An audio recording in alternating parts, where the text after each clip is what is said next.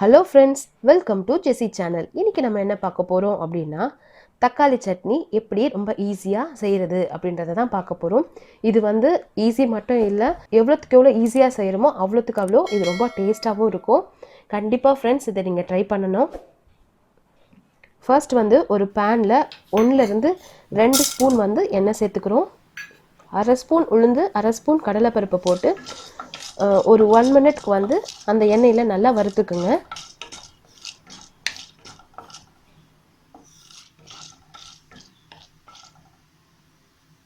இப்போது இதில் வெங்காயம் வந்து 2 வெங்காயம் மீடியம் சைஸ் வெங்காயம் சேர்த்துருக்கேன்.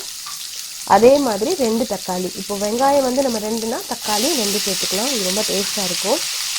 அதுக்கப்புறம் ஒரு இனுக்கு கருவேப்பிலை இதை சேர்த்து நல்லா மிக்ஸ் பண்ணிக்கோங்க. அந்த எண்ணெயில் நல்லா வேக விடுங்க.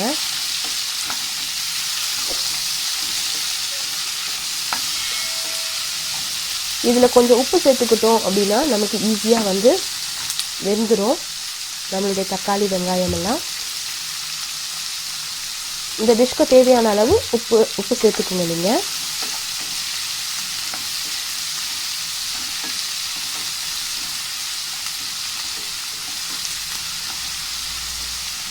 கொஞ்சமாக வந்து கொத்தமல்லியும் சேர்த்துக்கலாம். இதில் இந்த கொத்தமல்லி சேர்க்குறது செம்ம டேஸ்ட்டாக இருக்கும். நம்மளுடைய தக்காளி சட்னியே வந்து அவ்வளோ வாசனையாக இருக்கும் இந்த கொத்தமல்லி நம்ம உள்ளே போட்டு வதக்குறதுனால.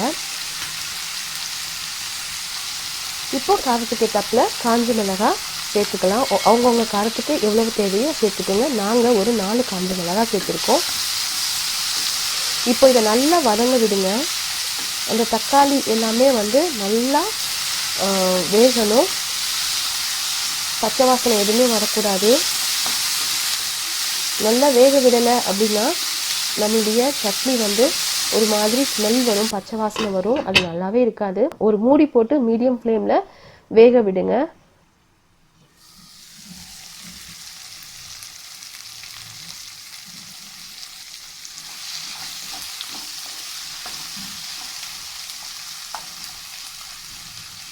ஒரு 2 மினிட்ஸ் ஒன்ஸ் வந்து நம்ம ஓப்பன் பண்ணி கலரி விட்டுக்கலாம்.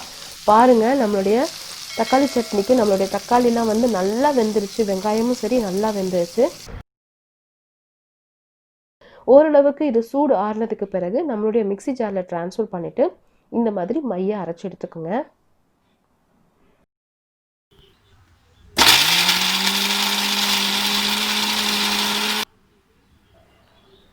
நம்மளுடைய சட்னியை இன்னும் கொஞ்சம் டேஸ்ட் ஆக்கிறதுக்கு நம்ம என்ன பண்ணிக்கலாம்னா தாளிச்சுக்கலாம்.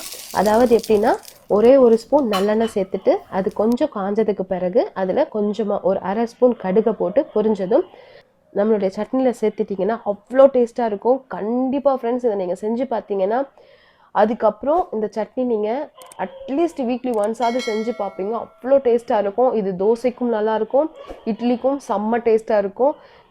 குட்டி பசங்கள்லாம் வந்து ரொம்பவே விரும்பி சாப்பிடுவாங்க. கண்டிப்பாக நீங்கள் இதை ட்ரை பண்ணி பாருங்கள். ட்ரை பண்ணி பார்த்துட்டு எங்களுக்கு கமெண்ட் பண்ணுங்கள். உங்களுக்கு இந்த வீடியோ பிடிச்சிருந்தது அப்படின்னா லைக் பண்ணுங்கள், ஷேர் பண்ணுங்கள். இன்னும் சப்ஸ்கிரைப் பண்ணாமல் இருந்தீங்கன்னா சப்ஸ்கிரைப் பண்ணுங்கள். கூடவே இருக்கிற அந்த பெல் ஐக்கானையும் ப்ரெஸ் பண்ணிக்கோங்க. ஸோ தட் நாங்கள் போடுற ஒவ்வொரு வீடியோஸையும் நீங்கள் மிஸ் பண்ணாமல் பார்க்கலாம். Thank you friends.